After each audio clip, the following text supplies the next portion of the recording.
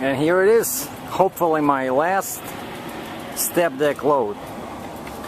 This is a 40-foot long pipe. I got 4 layers of 6, so 24 pieces of pipe. It's 16 inch in diameter. And I picked this up in Ontario, and I'm heading to North Dakota. I still have 400 miles to go, so I'm going to deliver tomorrow, and then hopefully go to Saskatchewan and give this trailer to the guy over there. But they still haven't sent the insurance confirmation, which is ridiculous. It's been going on, I don't know, second week. Everything is signed, like the lease is signed. I pay the transfer fee. I signed a letter saying that I agree to the leasing company giving this trailer to another guy. All is done except the insurance. He cannot send them insurance confirmation because he's in the process of changing his insurance company because his rates went up with that old one. But I just talked to the guy's son, who seems to be more in charge, because his father lost my phone somewhere there, and I've been sending him emails, you know, no response. So I called their office, and there was a voicemail. Each time I call voicemail, like, what the heck?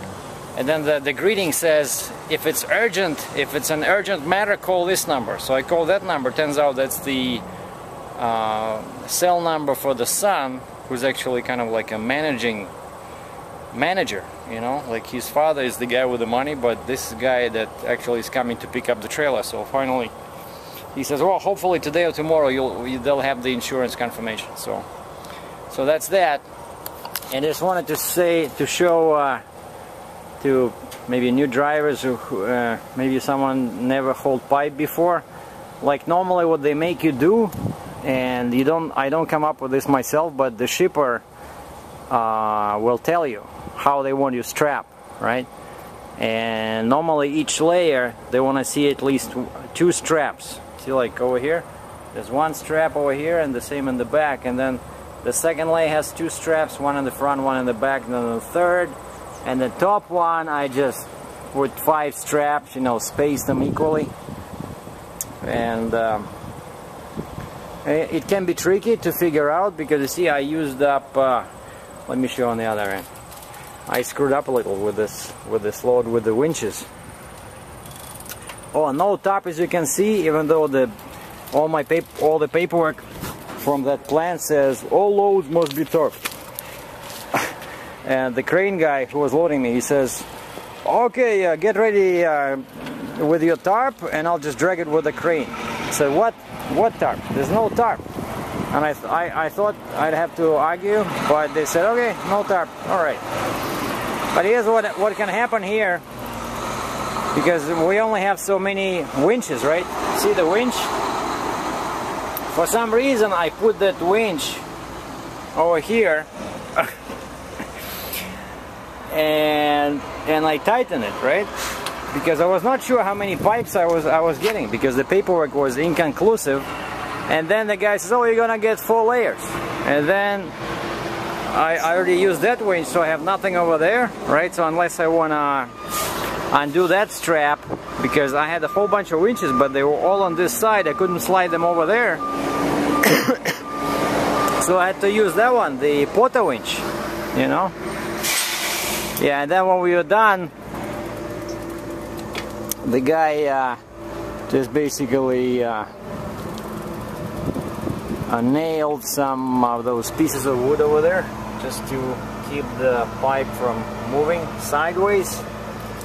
You know, he did it on the front and in the back. So this really helps, you know, because this pipe can be dangerous if you're not careful. And because I got 3 axles, I asked them to load like this, you know. The entire pipe sits on the lower deck, which of course would not work, or would work very poorly for someone with a tandem trailer. because the rear would be overloaded because there's so much spacing in the front. So normally these guys, what they do is they load, let's say, one layer at the bottom and then they shift everything forward. You know, they shift the second layer, they put like a 4x4 in here, and this way the weight is spread equally. But I said, you know what, I don't want to move those tarps, you know. I got a 3-axle trailer, don't worry about it. I said, load everything on the lower deck. And the guy says, okay, but I'm not moving it. If you go through the scale, like at the exit of the plant there was a scale, he says, if you go through a scale and you over, I'm not moving it. So okay, fine, I know I'm not gonna be over. And then I went through the scale and they said the weight was 41,000. Turns out my gross was like 71,000 pounds, which means that this weighs probably like 38,000 pounds. And my rear axles, all 3 axles were at 39,000 pounds, which is, I'm allowed 45 in US for that kind of a trident. So anyway, it's lighter than what they thought it would be, but still not an easy load. But I did this one because I needed to get closer to Saskatchewan to move this trailer and to give this trailer to the guy over there, and it still pays pretty good, better than average, you know, so I'm happy. So from Sauk Center, Minnesota, I'm Sergei DRATCHEV. Thanks for watching.